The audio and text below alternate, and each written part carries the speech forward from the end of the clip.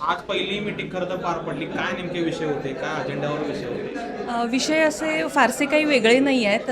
जे प्रामुख्याने मूलभूत गरजा आहेत लोकांच्या, तेच सगळे प्रश्न आज आम्ही इथं उपस्थित केले आणि त्याची समाधानकारक आम्हाला उत्तरं मिळाली.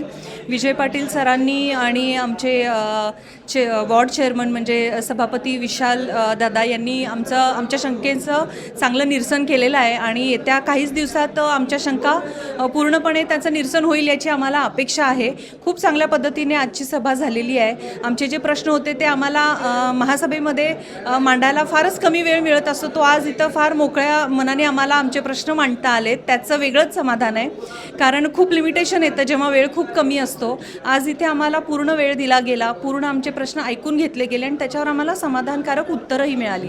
आयुक्त साहेबांनी जसं की सांगितलेलं आहे की इथं आपल्या प्रभाग समिती 4ला काही त्यांनी अधिकार दिलेलेच आहेत, तर त्याप्रमाणे हे सगळं वर्कआउट होणारच आहे आणि अपेक्षा अशी करते की लवकरात लवकर प्रश्न मार्गी लागतील.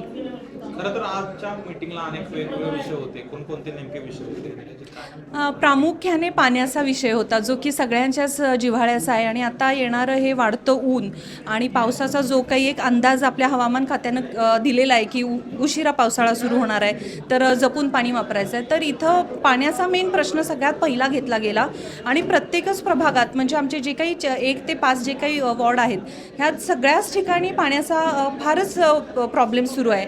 काही ठिकाणी ड्रेनेज मिक्स पाणी येतं आहे, काही ठिकाणी कमी दाबाने येतं आहे, काही ठिकाणी दिवसातून 3 वेळा पाणी वेगवेगळ्या टाईमला येते पण एकदाही फोर्सनी येत नाही. तर इथं आम्ही असं म्हणणं मांडलं की एकदाच पाणी द्या, पण ते फुल फोर्सनी द्या, जेणेकरून तासाभरात सर्वच नागरिकांचा प्रश्न सुटेल.